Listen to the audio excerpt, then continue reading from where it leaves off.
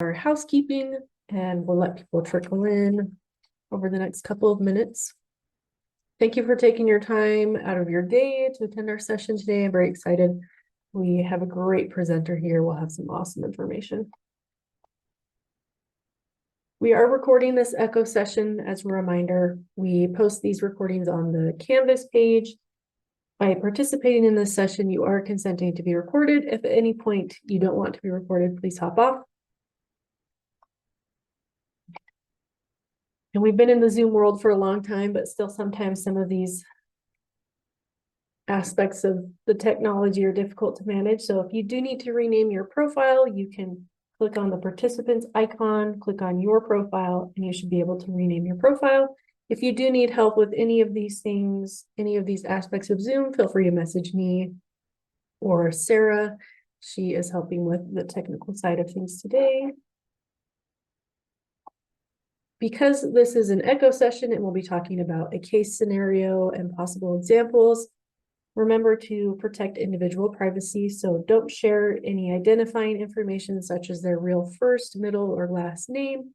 Don't identify any family members or any contact information. If you'd like to discuss a case, or if you have a question and you're not sure if specific information will be identifying, that's another thing you're welcome to message me about, or another help team member. This echo session is intended to be very interactive. It works best when we have participation from everybody. We hope that you'll be engaged in asking questions throughout, well, after the didactic session, and then participate actively in the case presentation.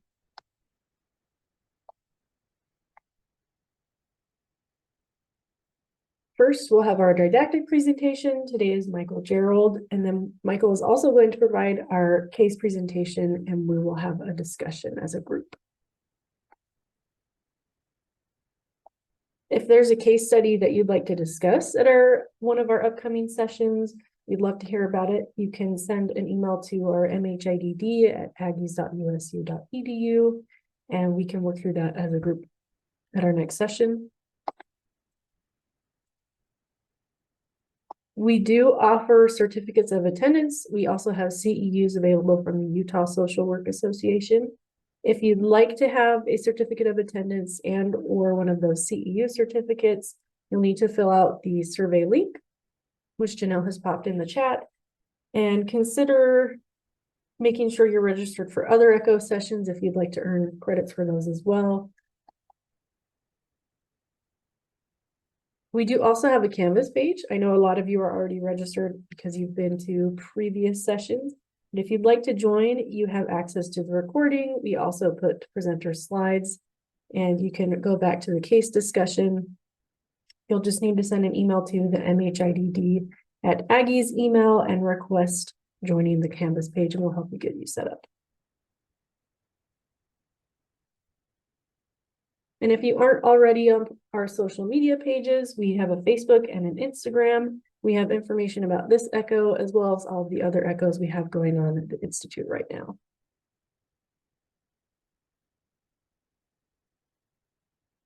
Our next session is planned for October 9th.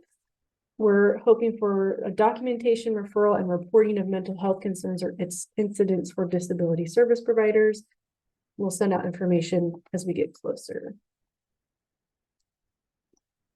Today we have Dr. Michael Gerald with us. He is currently employed as an assistant professor in the rehabilitation counseling here at Utah State University. He currently directs the Clinical Rehabilitation Counseling Service Line, which provides clinical mental health counseling services for persons with chronic illness, disability, and developmental disability. In addition to all of his academic training, Michael has been working in the field for the past decade as a human services provider. He's currently a licensed mental health counselor in Iowa, a licensed clinical mental health counselor in Utah, and a certified rehabilitation counselor.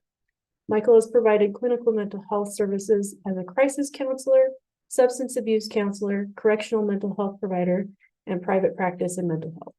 Michael has taught courses at both the undergraduate and graduate levels on ethics, counseling theories, mental health diagnosis, treatment planning, and psychosocial and medical aspects of disability. He's provided presentations to a lot of different conferences and agencies on a variety of topics related to ethics, counseling, special populations, and general human services provision. Dr. Gerald has a vast background with a lot of experience, and I'm very excited to have him present today. Michael, feel free to add anything to your introduction that I may have missed. I will turn the time over to you for that didactic presentation.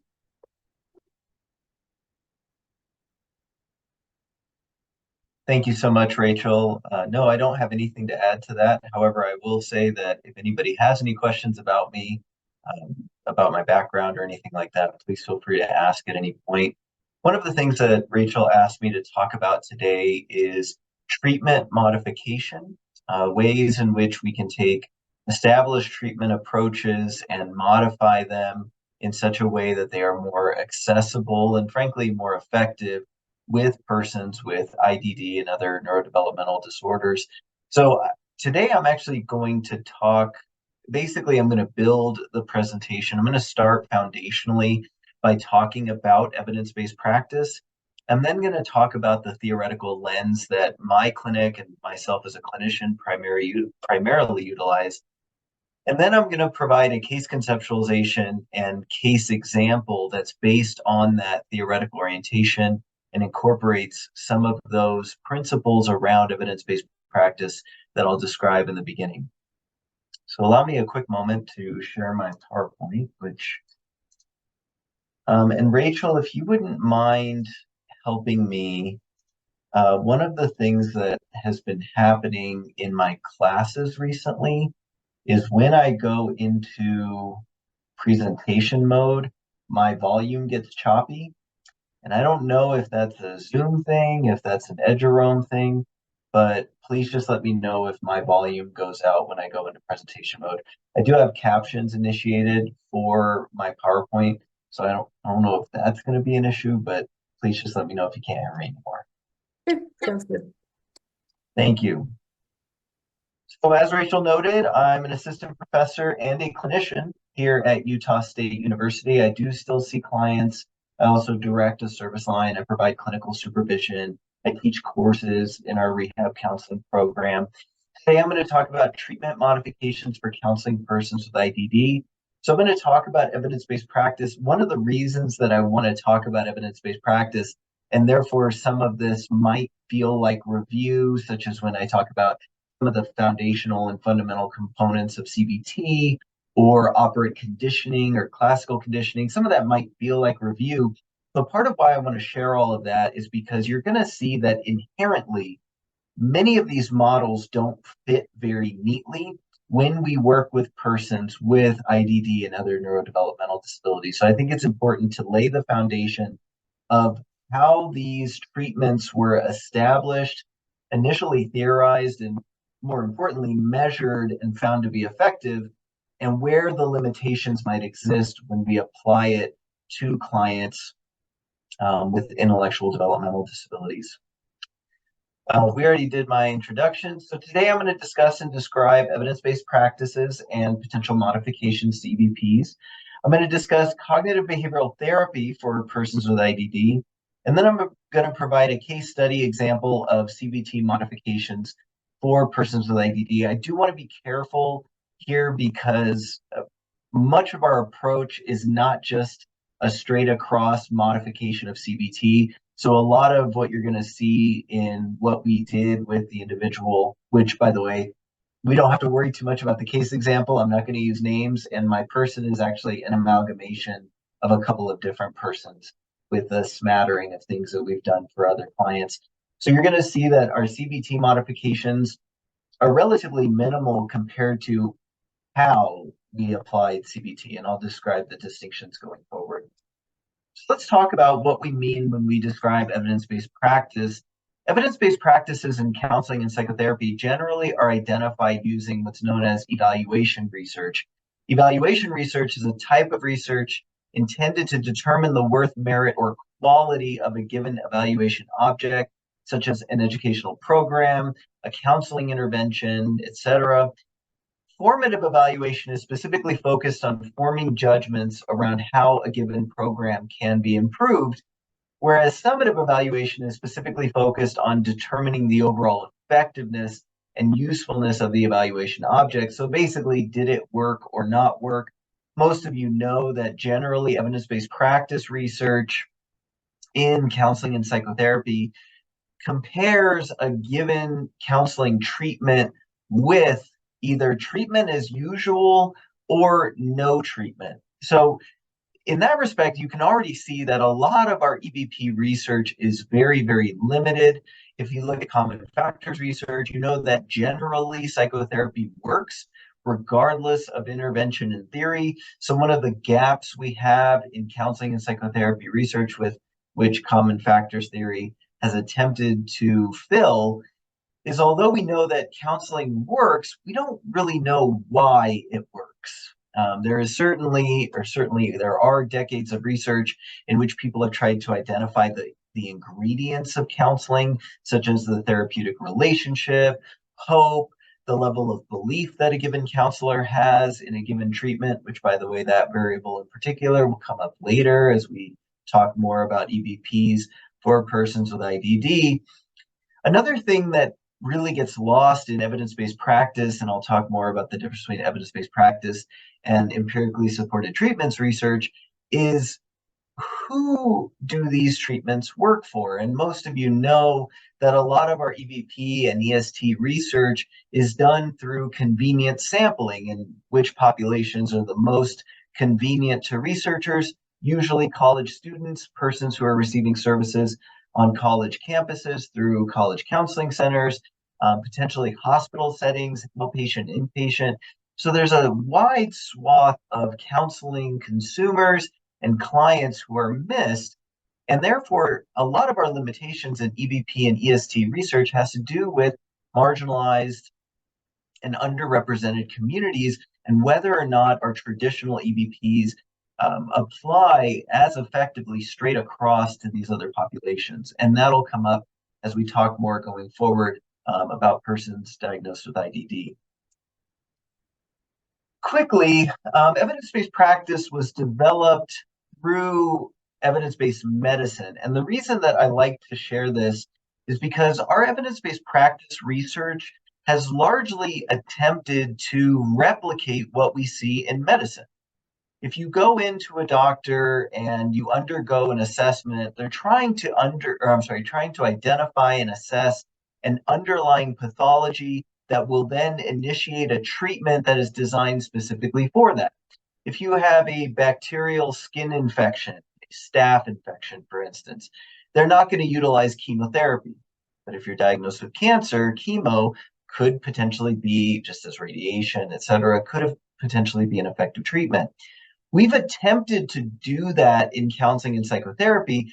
However, counseling and psychotherapy differs quite dramatically from medicine, first of all, because we don't do any physiological treatment, really, but also because we have over 400 counseling theories in our field. Medicine, by and large, only has one.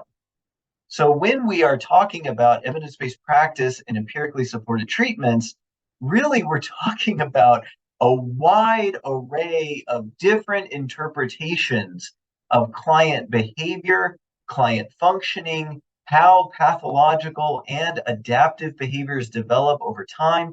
And so it's important to note that although we often like to think of evidence-based practice in counseling and psychotherapy as being akin to evidence-based medicine, the reality is we are comparing two very unlike fields. Further, there is a major mitigating, I shouldn't say mitigating, forgive me, a major contributing variable in psychotherapy that is not necessarily as present in medicine, and that is the therapeutic relationship. Nothing that we do works in counseling and psychotherapy without a trusting relationship between a counselor and a client. The reason I bring that up, a few of you on the call today, I recognize names, and some people know that I myself am a person with a disability. And growing up, when I underwent surgeries, I had a lot of surgeries between birth and the age of 12. When I underwent surgery, I often told people it really didn't matter if I liked the surgeon or not. I was put under, I was asleep, and they cut me open, did whatever they had to do, and surgery worked or it didn't work based on how the surgeon did it, not how much I liked or didn't like them. In counseling and psychotherapy, when it comes to evidence-based practice, there are a number of different types of evidence that can inform evidence-based practice.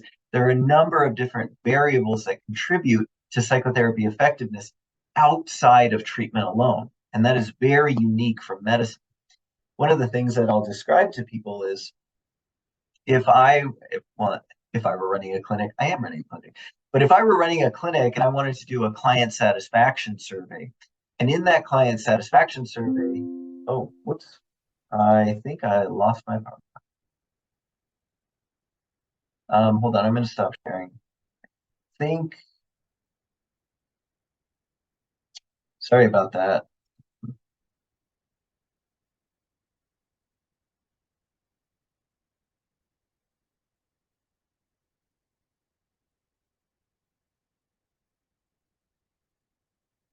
Okay. Apologies. I think I got an alert and it exited me out of PowerPoint on my computer. But if I were to do a client satisfaction survey and incorporate the results of that satisfaction survey into how we delivered our treatment, whether it be how we design our lobby or how our receptionist interacts with our clients when they check in, all of that is technically evidence-based practice because it's based on some type of evidence. It's not necessarily the same as an empirically supported treatment. And I'll talk later about what that looks like and what the differences are. But I just want to make it clear that when it comes to evidence-based practice, it's actually a much broader definition than simply what treatment works for whom and at what dosage. So, empirically supported treatments refer to programs that meet certain evidentiary criteria from EVPs as a model of practice. Now, typically, criteria for evaluating the efficacy and effectiveness of therapeutic interventions have been developed by many professional and governmental organizations, NIH, NSF.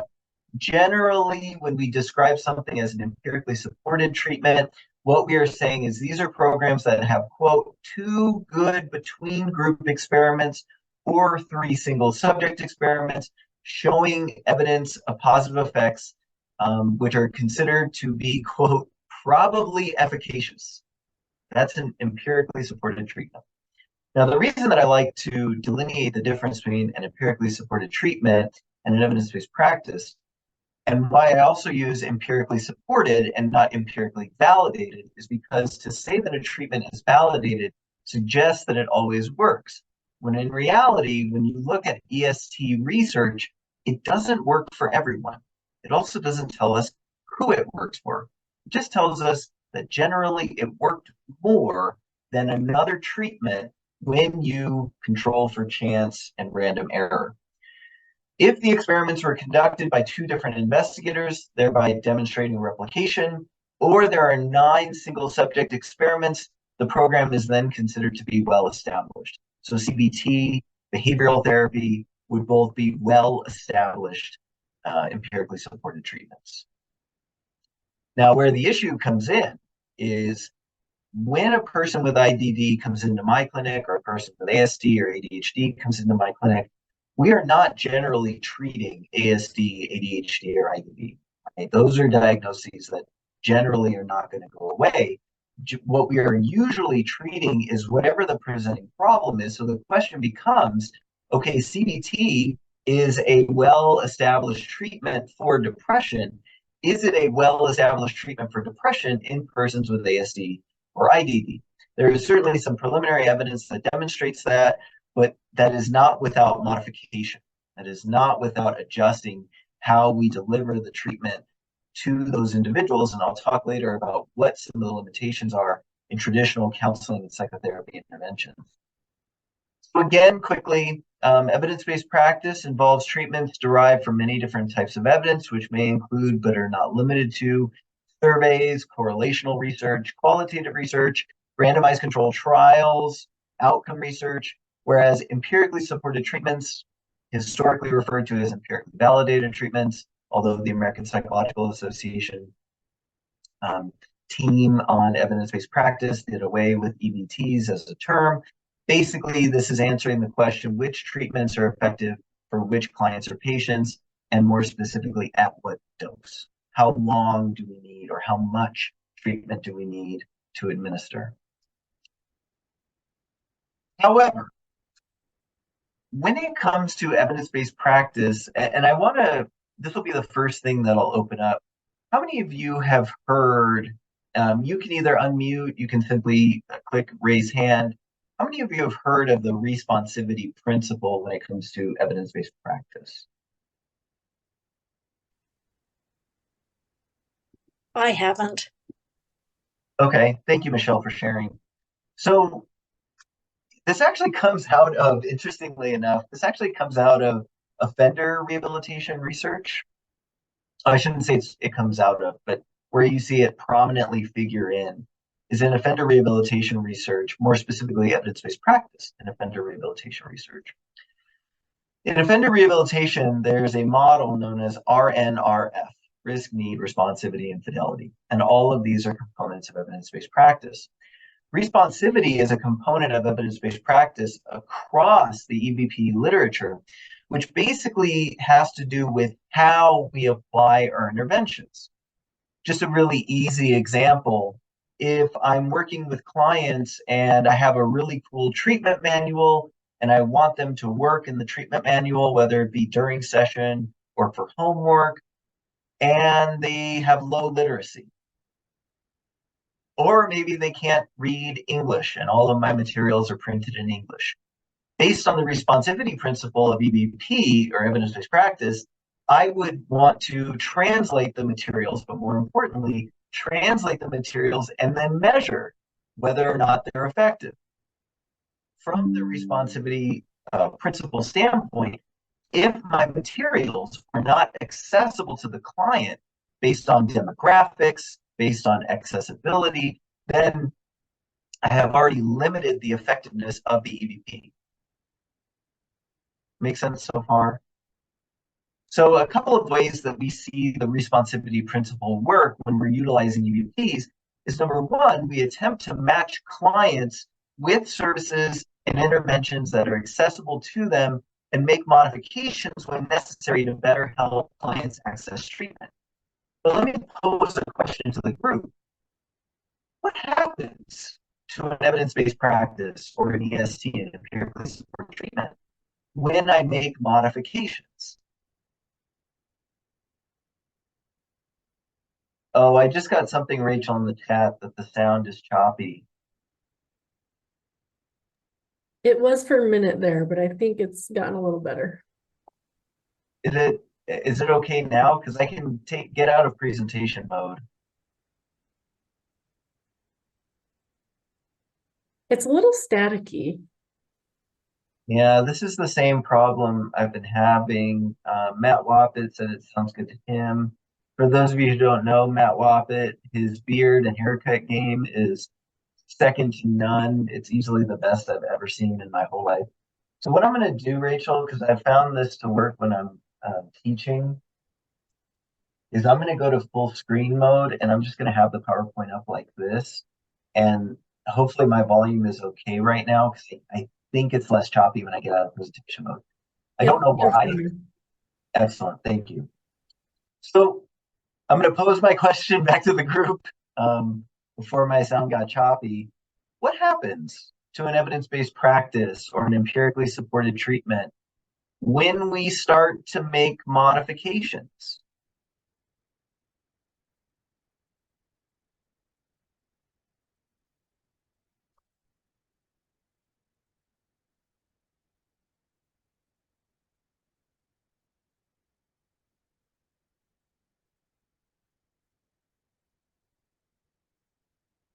Matt brings up a good question. It's no longer, Matt brought a question. Is it no longer evidence-based?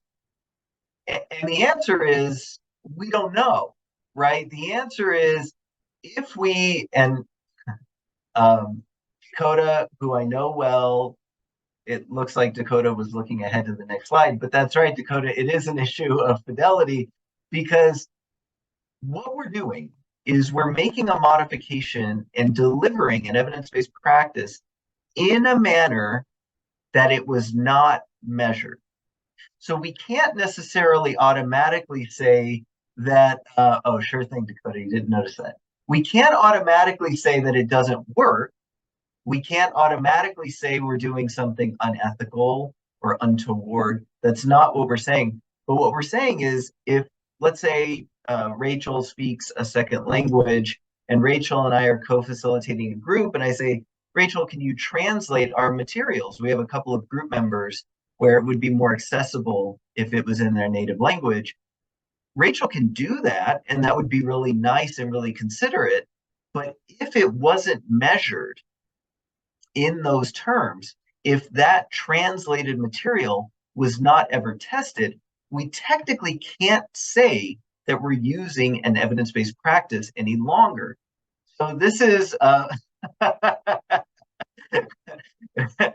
we've got people vouching for Dakota in the chat. Thanks, Sam, appreciate it. But we can no longer say that what we're doing is evidence-based practice. And this is really important when we think about extending evidence-based practices or ESTs to populations that may require or may need modifications.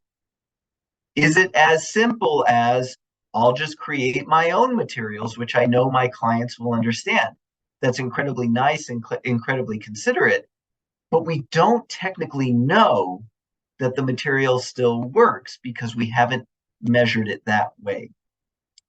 Then, Dakota's point, we run into the issue of fidelity. And by the way, I'm going to move all of the participants over to my screen to my left. So if you see me looking left, that's me talking to you guys. If you see me looking straight ahead, that's me looking at my PowerPoint. So we just got done talking about the responsivity principle, which is where we attempt to match clients. By the way, another thing where I see the responsivity principle come into play is materials that are primarily designed for a certain group, whether it be a certain cultural or ethnic group. Again, college students, and a majority of the sample was white. Could also be materials that were predominantly found to work with males, then we're just using them with females or non-binary persons. In those instances, we technically don't know that it works. So the responsivity principle would say, we want to find materials that match our clients based on their demographics, their level of functioning, academic history, etc. So we get to the issue of fidelity, and the principle of fidelity as a component of evidence-based practice represents adherence to a model or a curriculum, meaning EBPs only work if they're implemented how they were designed and measured to be implemented. This actually brings up an interesting conversation around eclecticism for Dakota, because she works with me in my clinic, that knows this conversation. Rachel, I think you and I have had this conversation. Part of the issue with eclecticism and why it's not necessarily a recommended theoretical orientation for clinicians to adopt is because we actually threaten fidelity when we mix and match theories to explain client problems and then to plan interventions around those explanations, or to use the more clinical term, case conceptualizations. So an EBP or an EST only work if they are implemented how they were designed and measured to be implemented. I used to see this a lot when I was working in nonprofit substance abuse treatment and when I was working in corrections, where the agency I was working for would purchase a curriculum and it was measured at 12 weeks with 14 participants. Well, then your agency develops a really lengthy wait list and you say, maybe we can do it at 10 weeks. And maybe if we get 20 people in the group, then we can get through the wait list quicker. So those are all admirable goals where we are trying to get more people access to treatment. But what we are doing is we are watering down the treatment. We are jeopardizing the efficacy of the treatment because we're administering it in a manner that it was not measured or designed to be implemented. This leads us to a concept known as drift, when essentially over time, practitioners make subtle modifications to their EBPs, which diminish their effectiveness. When thinking about applying theory to practice, remember that theories are created and tested as they were written, and without the infusion of other theories or practices. So when we incorporate other practices, models, and theories in a manner that is not mindful or consistent with our theory, we run the risk of drift. So what you'll see as I talk later about our therapeutic model and approach in working with persons, and specifically in the case example, a person with IDD in our clinic, you'll see that we remain consistent to our model. The tweaks within the model are much more about timing. They're much more about how we administer and less about what we administer. And I'll describe the difference as we go forward. So I'm going to pause, and as Rachel noted, and Rachel warned me ahead of time, so I was prepared, Rachel, just so you know.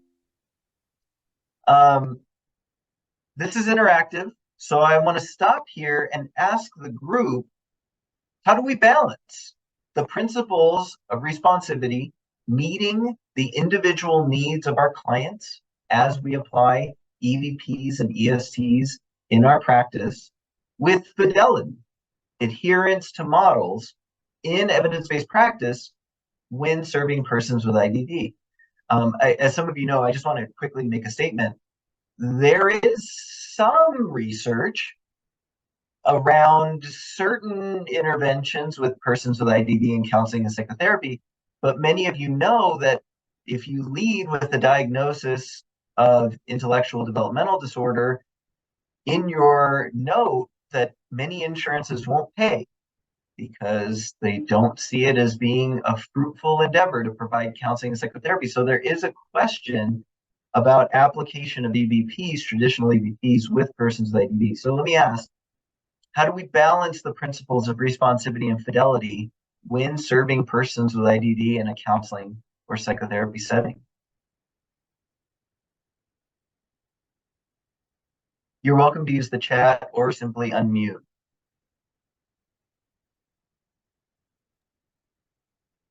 It gets me thinking about what the fundamental principles of the modality are, and are we changing things that affect those fundamental components, or are we just changing delivery? That's where my mind goes.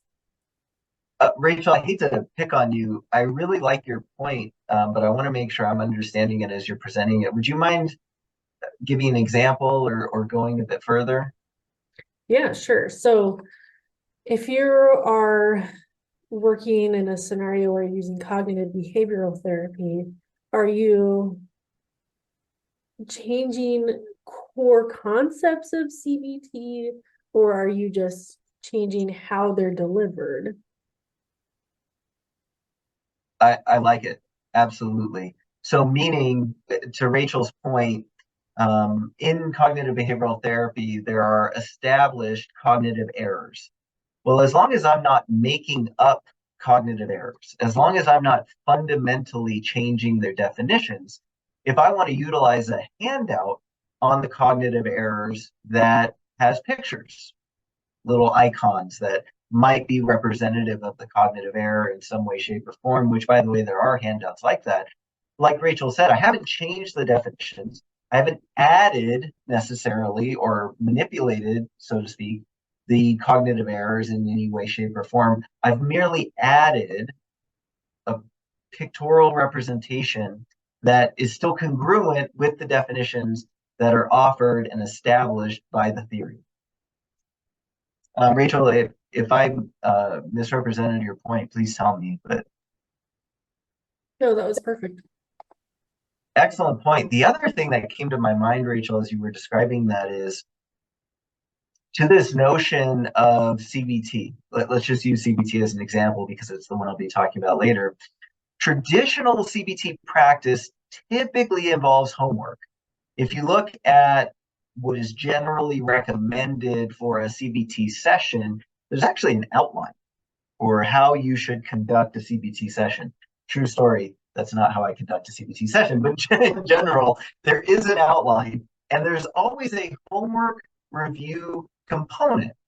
Well, if I were to give someone homework, particularly if it involved worksheets, they would need to be able to read and write.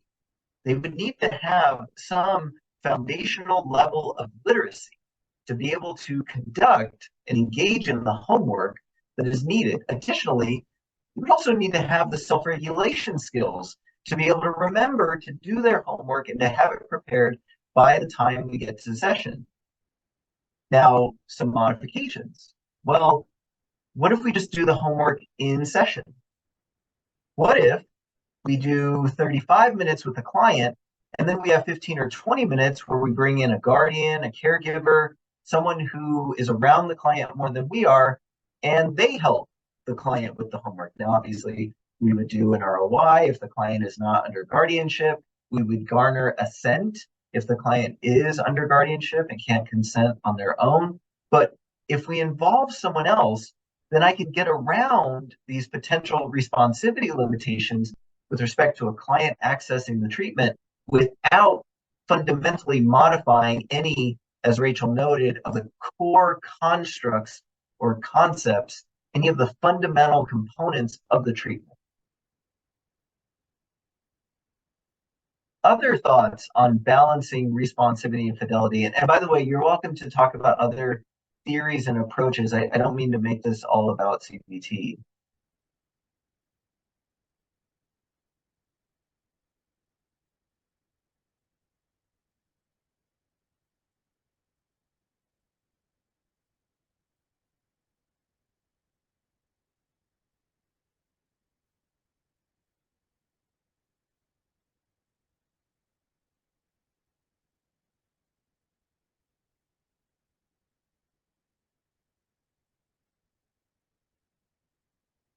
If we could have one more person offer something, whether it be verbally or in the chat, I'll move on at that point.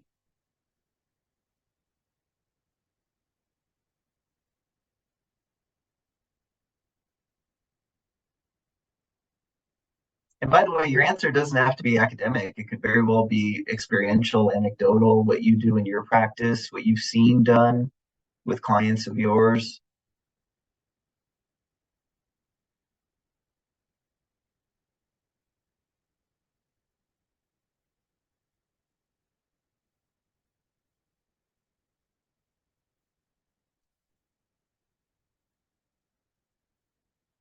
I would say, oh, there's an echo. Sorry, because we have two computers.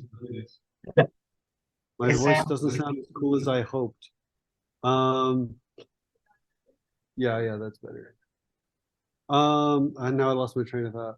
Oh, what was I saying? Do you remember? Oh, There's new evidence. oh yeah. It does seem like a lot of new modalities are based off of maybe responsivity for different populations. And so it's often like the start. I'm trying to remember, was it SEA? I can't remember. Basically, PCIT was developed for children, and then there was like an adaptation for adolescents. And just because the evidence isn't there yet doesn't mean it doesn't work. And it's good for like brainstorming and having, like theory behind developing new modalities that could be tailored to new populations. But Thank yeah. you, Sam. Oh, sorry, Sam. Did I cut you off? No, I was just muting my mic and trying to make the sound work in our room because we have two computers and the big TV rolling. Thanks, Sam. I appreciate it. And Sam brings up a really good point, because that is something to be mindful of, that as you're scouring the internet for new interventions, for instance, a couple of texts that we utilize, if you see me looking over this way, I'm looking at my bookshelf. We utilize the emotion regulation skill system for persons with IDD. You can make an argument that we don't know if that works. It's a really neat manual. The materials are really neat. I don't know that it's necessarily been tested. I don't know that it's necessarily been compared. So I think, Sam's point, yes, a lot of new modalities are branching out, and even CBT is offering CBT for IDD, but we don't necessarily know how well measured those interventions are. Matt Wappett put something in the chat. Personally, I think that if an adaptation is helping a client, even if it doesn't adhere to standards of fidelity, it would seem to be valuable in my opinion. I'm not a clinician, but I feel that a patient person-centered approach is much more important than fidelity to a specific model or protocol. Matt, I have to say, from a philosophical and just personal standpoint, I agree with you wholeheartedly. What I think we run into, and something I'll talk about later, is when we work with persons with IDD and ASD and ADHD, a lot of times there is an immediate deference to social skill training. And we'll talk later. I actually think it might be my very next slide. Oh no, wait, it's later. When I talk about limitations to traditional psychotherapy approaches, and Matt, this might be speaking to your point in part, there's a real strong lean to make persons with IDD and ASD, even ADHD, and I'm going to phrase this in a way that's not overly clinical, but make them act like everyone else. And so I think to Matt's point, Matt brings up a very good point that we do want to make sure that we are maintaining a person-centered, or at the very least, a collaborative approach with our clients. Some of you who have talked to me outside of this presentation know that I can be a real stickler around theory and application of theory. I would say a collaborative approach is different than person-centered, because person-centered is anti-intervention. And most of our clients with IDD and ASD come to us looking for some degree of intervention. I do want to say, and I'll talk about this later, the example I used today, I chose it specifically to demonstrate how we applied an intervention when an intervention was needed. However, I have certainly worked with clients with IDD in the past where my major role and function is I was something on their schedule. I was someone who helped them stay organized. I was someone who they got along with. I was the one person that they could talk to adult. I was someone who didn't raise my voice an octave when I was talking to them, those kinds of things. So I agree with Matt that there are instances in which fidelity to a given model is not necessarily as important, particularly when we're not targeting a given intervention. Now, talking about CBT for persons with IDD, I want to be clear. I'm going to give some fundamental background of CBT, more specifically the fundamental constructs and components that my clinic adheres to. This will go to Rachel's point earlier, as far as these are the things that we really don't change. What you're going to see, though, is you're going to see a shift from second wave CBT to more of a radical behaviorism approach, and I'm going to explain why as we go forward. Cognitive behavioral therapy originated out of behavior therapy and is considered a second wave cognitive therapy. By and large, there have been three broad waves of CBT or cognitive therapy. The first is behavioral therapy. Meichenbaum, Wolpe, think like extinction or desensitization, treatments for phobias, that would be first wave cognitive therapy, better known as behavior therapy. By the way, that's differentiated from radical behaviorism or Skinnerian operant conditioning. CBT is the second most popular theoretical orientation among psychologists and other therapists after eclecticism, which hurts my heart as a person. But CBT largely emerged from behavior therapy, but it emerged out of discontent with the strict behavioral methods and what some behaviorists viewed as an ignored element of social modeling and learning. So for instance, cognitive behavioral therapy, when you're looking at learning theories or behavioral learning theories, cognitive behavioral therapy is more tied to social learning theory. I'll talk about that later, but it's more tied to Bandura's social learning theory because there was a belief that people could learn by observing as opposed to only learning through direct contact with their environment, with the consequences inherent in the environment, which is more Skinnerian operant conditioning. And then they certainly went further than SR or classical conditioning as espoused by Pavlov and John Watson. There's also a focus in second wave cognitive therapy on dysfunctional thoughts and their influence on feelings and behavior. thoughts that were illogical, anti-empirical, irrational, or just frankly incorrect were the targets of second wave cognitive therapy, which includes cognitive behavioral therapy by Aaron Beck, and rational emotive behavioral therapy, formerly known as rational therapy, as espoused by Albert Ellis. The standard cognitive model of psychopathology is an ABCC model. There's an activating event, something happens. I then have a belief or a thought. Now, in REBT, the B is a belief. In CBT, the belief is your automatic thought, the first thing that comes to mind. Then you experience a consequence feeling or a consequence emotion. So this goes to the CBT framework that your emotions are based on what you're thinking about a given situation. This goes, by the way, if any of you are interested in philosophy, this goes back to the Greek philosopher Empedocles, who basically said that if you've ever heard the phrase, life is not about what happens to you, but about how you react to it, that came from Empedocles, which is what Ellis and Beck essentially modeled CBT after. So you have an emotion based on your subjective evaluation of a given stimulus or event or experience, and then that emotion drives a behavior. If an activating event is, let's say I'm a student and I get an email notification from Canvas that says, reminder, you have a paper due on Friday. My automatic thought is, oh no, I'll never get it done in time.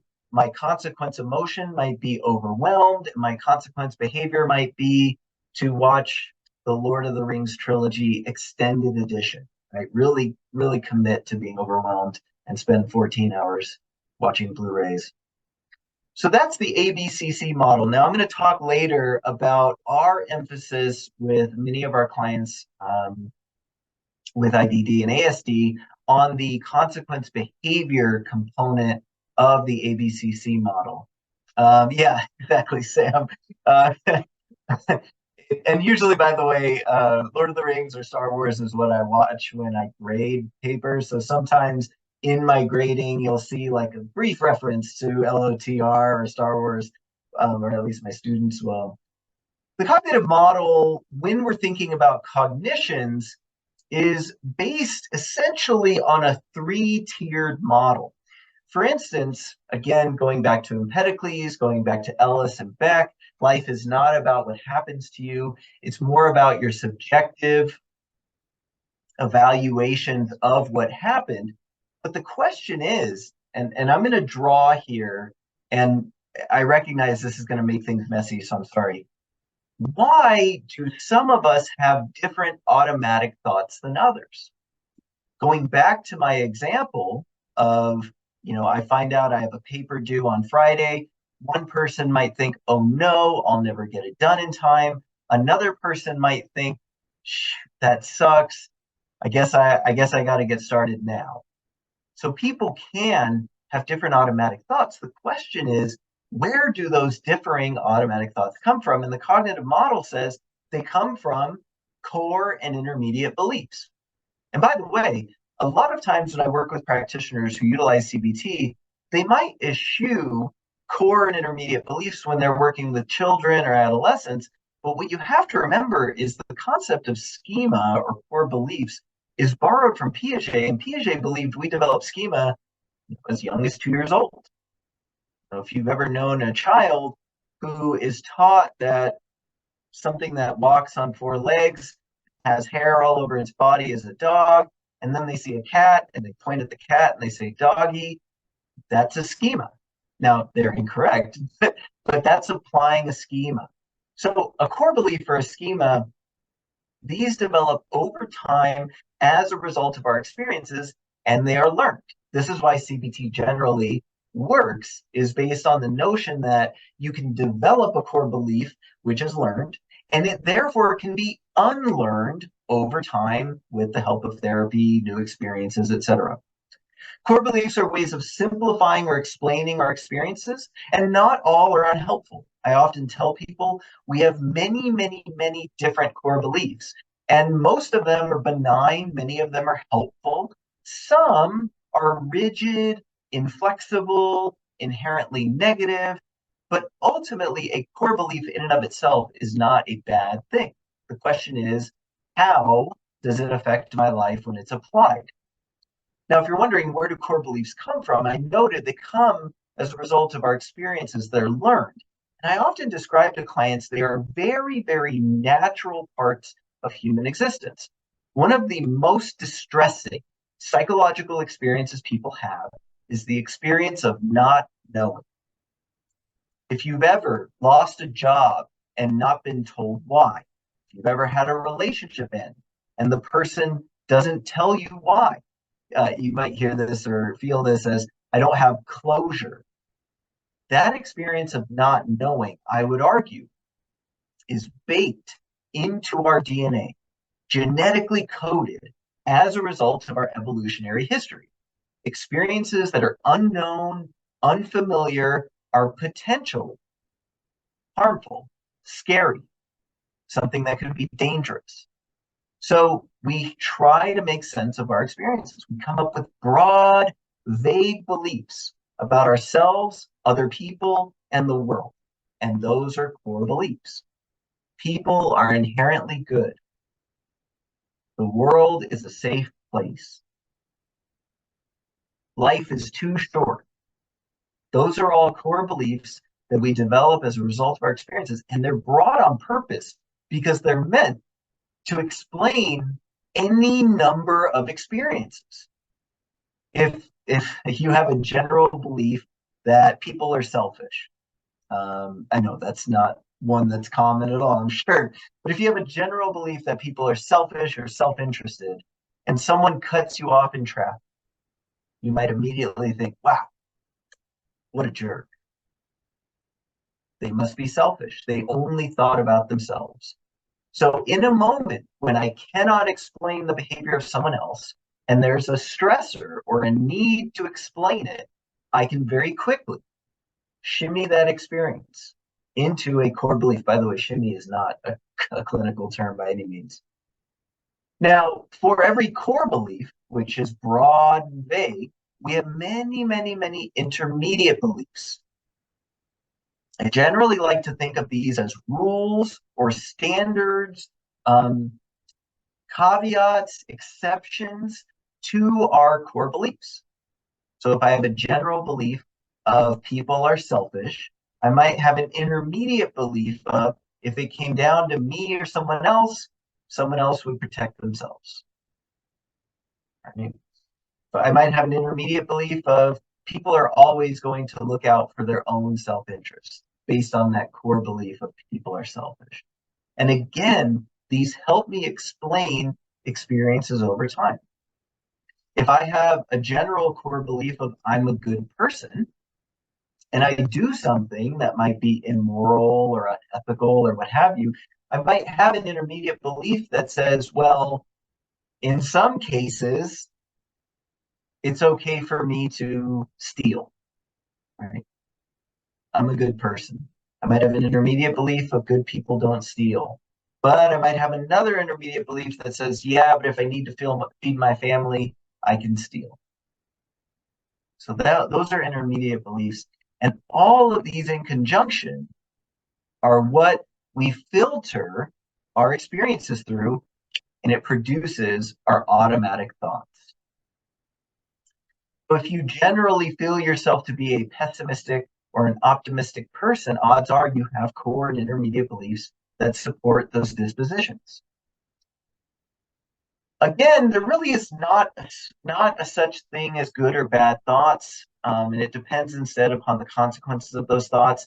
Same thing goes with behavior and emotion. There aren't good or bad behaviors or good or bad emotions. It's okay to experience discomfort. It's perfectly okay to engage in maladaptive behaviors or unproductive behaviors. I'm thinking about examples when I'm in an unfamiliar setting or an unfamiliar environment, I'm probably going to do poorly or do something incorrectly. So there aren't behaviors that in and of themselves are right or wrong. So often the term I use is it adaptive? Now, I do want to say something quickly about the therapeutic relationship in cognitive therapy. it is necessary for change, but not the focus. The phrase that I often will use for basically any theory outside of person-centered or Rogerian psychotherapy, the relationship is necessary but not sufficient in cognitive behavioral therapy. The orientation of the cognitive behavioral therapist is typically that of a teacher, a guide, or a mentor. There are some limits, though, to existing psychotherapy approaches for persons with IDD. The first is, as you can tell, I was just talking a lot about thoughts, which would be the C in cognitive behavioral therapy. Well, a lot of that is reliant upon insight. For many of you who are here, if you've worked with or been around persons with ASD, I'll be careful depending on the level of functioning of persons with ASD, or persons with IDD, when you ask about past events, typically people will tell you what happened, not so much what they were thinking. There's a technique in CBT that I utilize quite a bit. It's a very common technique, so I'm sure everyone's aware of it. It's known as a vertical descent. So you ask somebody something, and they give you their initial thought. And then you ask a series of questions to go deeper, to find the thoughts underneath that thought, or intermediate beliefs. So somebody says, if I go talk to that person, they'll reject me. And I might say, what would it mean if they rejected you? Well, that would mean then that they didn't like me. Okay, what would it mean if they didn't like me? Well, if they didn't like me, then who else doesn't like me? Okay, so what would it mean if other people didn't like me? Well, if other people don't like me, then I'll be all alone. What would it mean if you were all alone? Well, if I were all alone, then I would be miserable. All of that is dependent upon insight. All of that is dependent upon dealing with potentially abstract concepts, identifying thoughts that may not be readily present or readily accessible in the moment, but instead come about through introspection. Much of psychotherapy is based on insight and introspection, which for some persons with IDD and ASD can be really difficult. Additionally, counseling and psychotherapy rely very heavily on generalization and the generalizability of what is done in session. I only see people for an hour a week, and in some cases, an hour every 2 weeks. And in those cases, I'm asking clients to take what we talk about for 45, 55 minutes, and in the course of their life, in contexts and settings that we may not have even talked about, they can still access what we discussed and generalize it and say, well, I think that would work here, and apply it there. As we all know, one of the inherent symptoms or behavioral markers of IDD and ASD are limitations around the ability to generalize. Two that I think are more ethical, philosophical limitations of existing psychotherapy approaches for persons with IDD would be the notion of behavioral conformity, which I talked about earlier. In my clinic, we try very hard not to automatically assume that all of our clients with ASD and IDD need social skill training. We try to be very, very mindful about ensuring that behavioral targets that we have in therapy are ones that actually work for the client, even if they are ones that maybe their family doesn't like. So for instance, one that I'm always very, very, very cautious about, very leery about, are if clients are engaging in masturbatory behaviors and parents come to me and say we need them to stop doing that. Well, I mean, if they're an adult person, they're allowed to do that, right? So what we would do is shape the behavior in such a way that it were socially appropriate, not try to stop what is a natural behavior, one that the client has rights to. We also have to be mindful of stigma and over-pathologizing. There is the potential that with persons with IDD and ASD, there are certain behaviors that they might engage in that we might find to be maladaptive or unhelpful, when in reality, they might be fine if we were more open or more accepting of different behavioral manifestations. One that comes to mind very readily would be self-stimulatory behaviors. So do I need to stop my client from hand flapping, or are they permitted to hand flap on occasion as long as it's not disruptive to those around them? Can we provide psychoeducation to those around them such that the client doesn't feel as though they're doing something wrong, as though there's something wrong with them, as and not conceptualize the client as a problem that we have to deal with. What you see in applications of CBT to persons with IDD and ASD, more often than not, are more behavioral approaches, or the B in CBT. The B in CBT comes from classic behavioral theory, which includes classical, operant, and social learning, classical and operant conditioning, as well as social learning theory. By the way, if you're curious about this picture, does anyone know what this picture is? This would be like 1,000 points, 100 CE hours. I don't think I can do that legally, but there would be a lot of prizes if anyone knows what this is. And thank you, Rachel, for the reminder. I actually am getting near the end. This is actually, sorry, I really want to talk about this, but we don't have a ton of time. If you look up B.F. Skinner pigeon bomb, I know. It is a real thing. That you can see someone holding a pigeon. During World War II, there was a desire for guided missile technology that did not exist yet. And B.F. Skinner came up with the idea to put a pigeon in a bomb and teach the pigeon to tap on the glass. You can see the 3 viewing ports there. To tap on the glass. Oh, thank you, Rachel. That is exactly it. And in theory, tapping the glass would move the bomb. And what you would do is you would train the pigeon to tap on the glass where there was a picture of a ship. Skinner trained pigeons to do this, in his words, to 100% accuracy. Fun fact, the bombs were never used. So even though he got pigeons to 100% accuracy, it was never tried. Also, fun fact, they did try this with cats. You can look up cat bombs. This is, I shouldn't be laughing because this is sad. They did actually try that with cats, where they actually put them in bombs and drop them. Cats pass out at a certain altitude, as would any other animal, except for maybe a bird. And so all the cats just passed out and died. So, a couple of interesting facts, but let's talk more about behavioral approaches. Behaviorism has early roots in the development of rational, objective, and empirical sciences that came about in the 17th and 18th centuries, Sir Francis Bacon among them. So basically the advent of positivism as a philosophy of science. Behavior is defined in behaviorism in terms of objective observable behaviors as well as covert unobservable behaviors. So B.F. Skinner said thoughts are just behavior that you can't see. However, the focus of behaviorism, so in treatment, you would only focus on behaviors you can observe and therefore measure.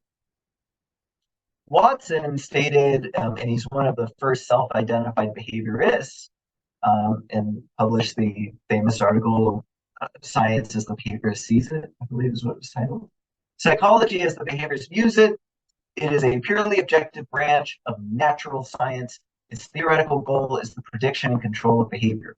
Watson and Pavlov wanted to marry what was emerging as psychological science with what had already been in existence for quite some time, which was medical science. Psychology at that time was having a hard time finding its footing as a science to be taken seriously.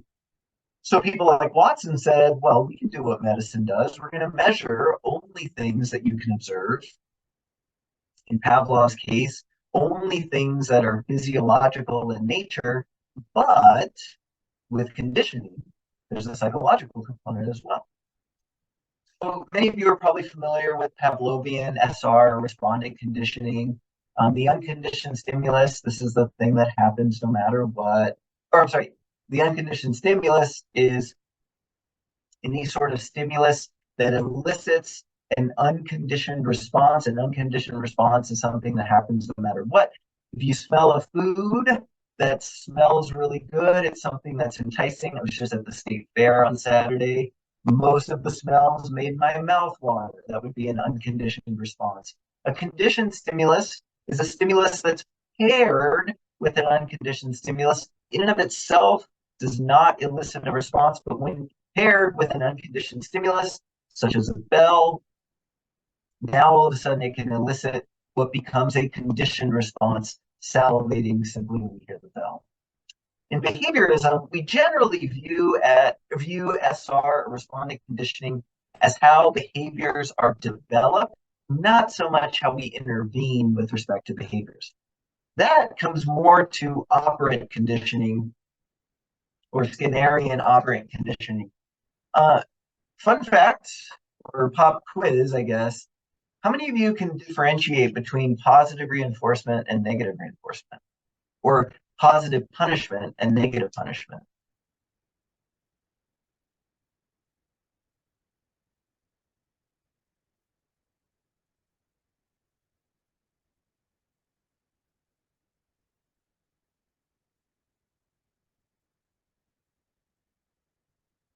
I have something in the chat. Oh, Stephanie, I don't mean to call you out. You're welcome to use the chat. You don't have to unmute or turn your camera on, but would you mind taking a stab at some of the differentiations? Yeah, I can try to explain it. So, positive reinforcement, how I understand it, is that you're giving something to increase a behavior. Positive punishment is to give something to decrease a behavior. Negative reinforcement is to take away something to increase a behavior. And negative punishment is taking something to decrease a behavior. So positive is giving, negative is taking, reinforcement is increasing behavior, punishment is decreasing behavior. Excellent, excellent job. And Rachel is going to send you 100 extra CE credit hours for nailing that question. Rachel, you'll just have to get contact information from Stephanie at the end of the presentation. But Stephanie broke it down exactly right, and that's why this grid is made the way it is. Positive does not refer to nice or good. It refers to adding a stimulus. I ask a child to clap, they clap, so I give them an M&M, therefore they are more likely to clap when they receive the command to clap in the future. Positive reinforcement. Punishment is anything that reduces the likelihood of a behavior. Negative punishment, again, something that reduces the likelihood of a behavior, but as Stephanie indicated, we're taking something away. And the negative reinforcement, we're taking something away to increase the behavior. Typically, negative reinforcement, think of this in terms of, I'm going to do something to remove an aversive. I'm going to follow the speed limit so that I don't get a ticket. So I'm more likely to follow the speed limit, the less likely I get it, or I'm sorry, the less frequently I get a ticket. Negative reinforcement behavior increase, took something away. The reason I like to clarify that is because a lot of people will describe negative reinforcement in terms of like, I was mean to try to get them to do something. A lot of people will say punishment is bad. I also like to bring this up because punishment can actually occur in times when we don't intend it to. So if I'm in a counseling session with a client and I'm attending to behavior that doesn't matter to them, and then they shut down in session, whether I wanted to or not, I just punished their behavior through my own behavior. So punishment is not always something that we do intentionally. Now in Skinnerian operant conditioning, there are 4 hypothesized functions of behavior. So when I'm working with clients with ASD and IDD, and I'm thinking about their behavior, I'm asking them, I'm asking caregivers, I'm asking teachers, I'm asking other practitioners, when is the behavior most likely to occur? Is it when somebody attends to them? I was working with a 13-year-old with ASD, this was a long time ago, and dad would come home, dad worked about 60 hours a week, and dad would sit down in front of the TV. As soon as he did that, my client, who did not have verbal language, would start throwing books because 100% of the time dad would get up and go talk to him and say, don't do that. So he was doing it for attention. We can also engage in behavior in order to get access to preferred items or activities. So if there's something I really want, but I can't afford it, so I steal it and I get away with it, I'm more likely to steal in the future. Well, the function was to get access to preferred items or activities. If there's something I don't want to do and I do something else instead, or I avoid the thing I don't want to do, I'm doing that to get access to preferred items or activities. I can also do things to escape. So if there are things I don't want to do and I engage in a behavior to escape, my wife calls this, what did she call it? Something like weaponized ignorance, or some of you probably have heard that term. But basically, when I was a kid, if my parents made me do a chore that I didn't want to do, I would just do such a bad job that they would never ask me to do it again. And that would be an escape maintained behavior. It worked as a kid, does not work as an adult. And then lastly, there are certain behaviors we engage in that are simply good because the behavior feels good, right? If I scratch an itch, that's not maintained by attention. That's just, it feels good. I mentioned earlier, masturbatory or sexual behaviors are maintained through sensory means. Eating certain foods that taste good, that make us feel good, those would be sensory functions of behavior. I also like to talk to people about making reinforcement effective, because a lot of times when we work with parents and caregivers, they'll say things like, I tried reinforcement and it doesn't work. That's not how the theory works. Reinforcement works. It always works. If it did not work, meaning it did not lead to the desired result, odds are we did not utilize reinforcement effectively or correctly. So I like to remember this in terms of DISC. DISC refers to deprivation. So in order for reinforcement to work, someone has to be deprived of the reinforcer. So for instance, I used to work with a little boy who liked to work for Oreos. He would not work for mini Oreos. He would only work for the whole Oreo. Well, you could only do about an hour or two of programming before he was full.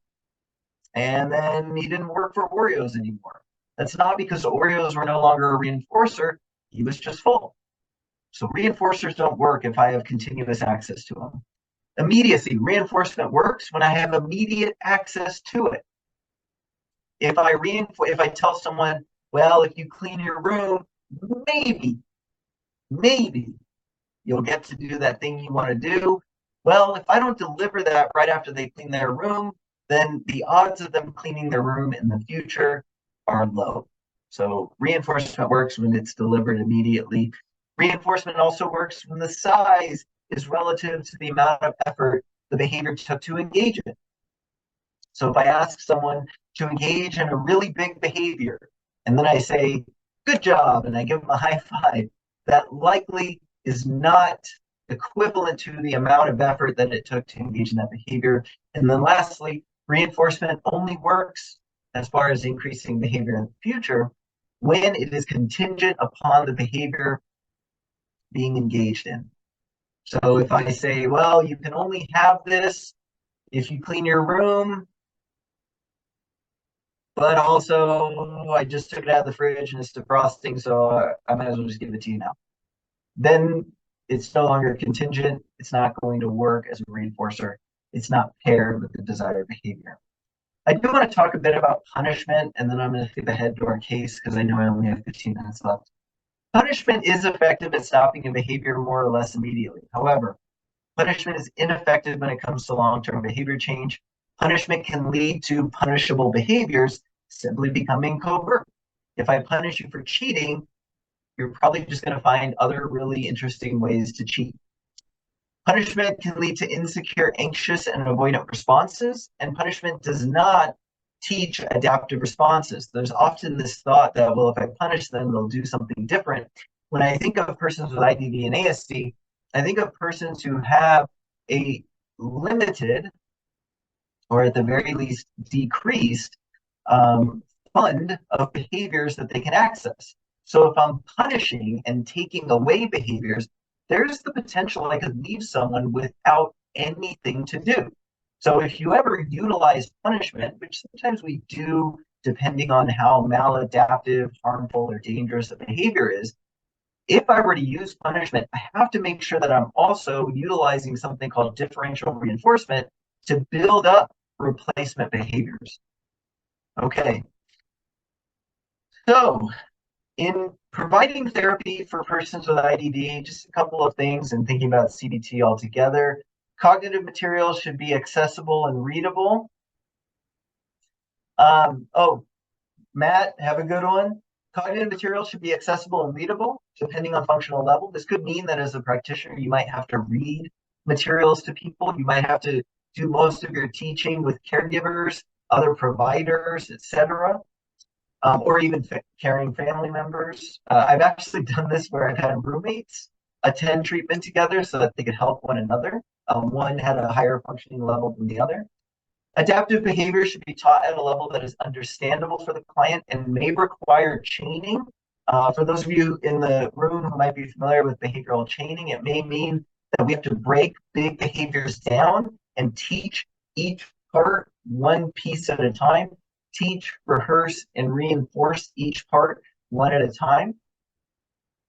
Adaptive behavioral goals should be agreed on by the individual client, which may require assent. So one thing that I will not do is I will not correct a behavior that the client does not necessarily want to correct.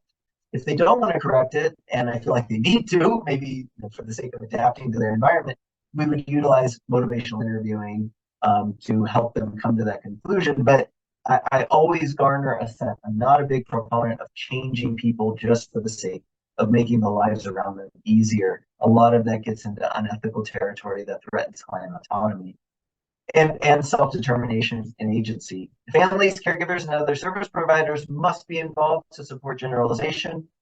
Behavioral interventions should be focused on antecedent interventions, and the ultimate goal should be to prevent maladaptive behaviors. The reason is, once someone engages in a behavior, they are going to immediately access the reinforcement for that behavior, and anything you say after is too late. It cannot be undone. Another thing that I tell people to this point about once a behavior occurs and reinforcement is accessed, it's very difficult to undo the behavior and its associated consequences. Behavior change is relative to how long a behavior has been occurring. So if you're working with a young adult who's in their mid-20s, maybe that's not a young adult anymore, but it is to me, a young adult in their mid-20s, and they've been engaging in a behavior since they were 6, parents, caregivers, family members, caseworkers need to be mindful. It's not going to happen in 2 weeks. It's not even going to happen in 12 weeks, most likely. It's going to require a length of time relative to how long the behavior is occurring. So let's talk about the case example. Again, this is an amalgamation. So I've blended and mixed some of the details with some of our other clients. Client is a 28-year-old single Caucasian male. Client is diagnosed with Down syndrome and accompanying intellectual developmental disorder. IDD severity level, moderate. You know, you all know that now that we've moved to more of a functional assessment of IDD, this gets a little hairy, but when you look at the criteria for mild and severe, he doesn't really fit in either. I would say he's more moderate. Client currently lives with his aunt, who has legal guardianship over him. Client had been living with his father, but his father passed away. Client is currently employed part-time as a dishwasher.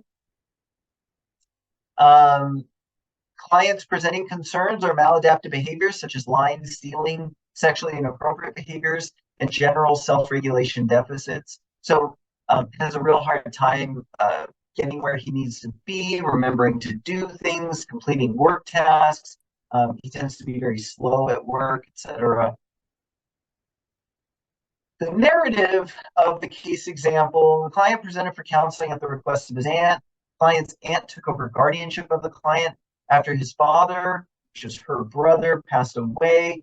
Client had been living with his father for years and had not been employed or required to really engage in any activities of daily living. So he didn't have any chores at home. He didn't attend a day program. He didn't go to work. His father, this is actually a pretty horrific part of the story. His father passed away unexpectedly. I can't remember. I believe it was a cardiac event. And the client didn't know to say something. We've had a really hard time because, as you can imagine, given his level of functioning, it's really hard to talk about the event and what happened. Needless to say, it was quite some time before Dad was found. And by the time Dad was found, his body had started to decompose. That's how long it took. And I share all that not just for the sake of being morbid on a Monday morning, but to show the level of functioning and awareness of our given client. Client uses Medicare and Medicaid for insurance, but his clinician could not accept Medicare, so he had to private pay for sessions. Client would steal items from work in other stores. He would lie about chores, work behaviors, other situations to avoid getting into trouble. Client demonstrated significant difficulty with rules, structure, and other behavioral and emotional self-regulation. That should seem like a well-known duh given his past experiences. He tried to attend day programs, but had been removed due to inappropriate behaviors with other participants and staff. He prefers to stay home and watch TV and does not like working outside of socializing with others or having a set schedule. I will say this, there is something about the client that I find to be incredibly endearing.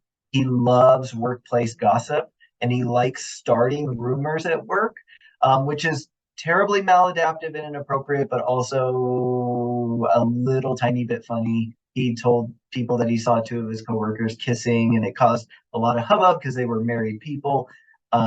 So I do like workplace gossip, and I can relate to him in that regard. But obviously, he's doing it to a level that's extreme and not appropriate. So in conceptualizing the client from a CBT standpoint, we primarily conceptualize the client's different behaviors through the lens of radical behaviorism or operant conditioning. Client currently lacks the requisite skills and internalized self-regulation to effectively navigate his environment. And my feelings exactly, Renee, right? Like we shouldn't laugh about it, but also kind of funny. The client is presented with a demand. So if you're thinking about the ABC model in operant conditioning, client is presented with a demand, chores, go clean your room. Client lies to avoid the demand. I already did it. And therefore, the consequence is the client avoids punishment for not completing the task. Because it's not just that he didn't do it, he said he did it, which buys him some time, requires guardians to go check. They don't always have time to go check, as you can imagine, they're busy people. So there are times where he says that, they don't do anything, and then 24 hours later, they come back and they say, you never did that. For his stealing behavior, pretty simple. Client sees an item he likes and wants, but lacks the money to procure. Client steals the item. Therefore, the consequence is the client obtains the item without needing to pay for it and for little effort. So when you're thinking about reinforcing a different behavior, you can't say, well, don't steal. Just work really hard for 2 weeks and earn the money you would need to buy. So as you can see, that already falls apart because based on the size of the reinforcer, that is so much work with not as much payoff as opposed to little work and a lot of payoff. And then lastly, with respect to behavioral dysregulation, client is presented with an effortful task. Client avoids the task through engaging in more preferred activities. So he'll just leave and do something he wants to do. And therefore, he's able to avoid effort and engagement. I should say engagement, not engage. What we did, we developed a strong therapeutic relationship with the client. So early on, this is consistent with all of our clients with IDD and ASD. We spend a lot of time initially getting to know them, getting to know the things they like, engaging in preferred activities with them. This particular client's therapist likes to play Uno with him a lot. The client likes to make up rules during Uno, so our therapist never wins. That's perfectly okay. This also helps us identify the client's overall goals, including those beyond therapy. So we like to get to know our clients with respect to what would they like their life to look like eventually. This helps foster buy-in. It helps raise the stakes because as opposed to you need to go to work because we said, if we say, well, you need to go to work because you're also telling us that you want to support your future spouse, your future wife or husband or what have you, work can help you do that. So we're going to work towards being able to be a supportive spouse or significant other. We provided psychoeducation, specifically related to skill development. Now, although we operate through a CBT lens, we did incorporate some of the DBT materials. We did not change to a DBT focus or emphasis. We just used some of their worksheets. We collaborated with guardians, employers, and other service providers in implementing a behavior plan. So our behavior plan included operational definitions of behavior, antecedents for behavior, known consequences of behavior, hypothesized functions of behavior, antecedent interventions. By the way, I want to go back really quick. In operant conditioning, a consequence is just anything that happens after behavior. So I know when we hear consequence, we think of the consequences like a bad thing. It's just anything that happens. So this can be, I guess, positive or negative. Doesn't really matter. Antecedent interventions, and then plan for responding to behaviors. One of the things that can happen with persons with IDD and ASD is we can respond in ways that look for insight and introspection. Why did you do that? What were you thinking? And those things just don't work, and they can tend to frustrate people, not give us what we want, etc. But I want to point out something, and I recognize I'm running out of time. One of the things that we came to, and this was a big part of working with the family, was an emphasis on antecedent interventions. So for instance, for the client's behavior of stealing, we worked with his employer, we worked with local providers. Basically, don't let the client in. Don't let the client do this until we could reinforce a replacement behavior. We worked with the guardian to say, don't let him do these things unaccompanied. Don't let him have access to a credit card without you standing right there, those kinds of things. Because what we found is essentially left to his own devices, only seeing him for an hour. And I think we may have even shortened those sessions to 45 minutes just based on attention span, etc. It was too hard for the client to not continue engaging in the behavior, which meant we really weren't making any progress. So we had to prevent or stop the behavior, not through punishment, but through preventing it from happening. And then we were able to teach other behaviors. And that the antecedent intervention component is probably the thing that we lead with the most when we work with our clients with IDD and ASD. I'm going to stop there. I apologize, Rachel, for not leaving enough time for discussion with respect to the case example. I'm happy to stay on and answer questions, but thank you, everyone. Awesome. Thanks so much, Michael. Also, don't worry about the time. You had a lot of really good information to share. And the nice thing is, if you'll send me your slides, I'll upload a PDF version to our Canvas page so they can go back and read through and think through this case example if they've got something applicable. So thank you again so much. If anybody has any questions, like Michael said, you can hang around for a minute. Feel free to put some in the chat. If you want a certificate of attendance or the CEU, remember to fill out the survey.